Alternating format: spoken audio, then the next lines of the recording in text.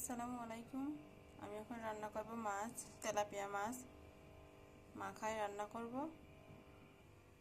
মাছ আমি কেটে ধুয়ে রেডি করে নিয়েছি, একদম টাটকা মাছগুলো।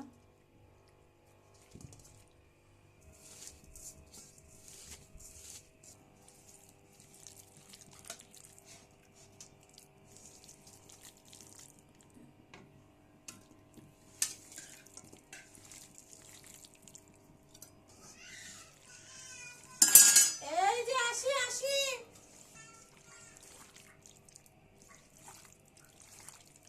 মাছটা আমার ভালোভাবে মাখানিয়া হয়ে গেছে।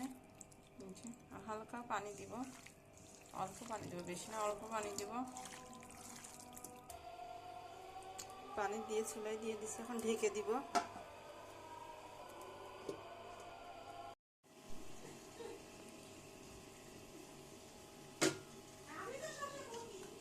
মাছ রান্নাটা আমার হয়ে যাওয়ার মধ্যে আস্তে জালে রেখে দিছি, 5 মিনিট পর নামাবো।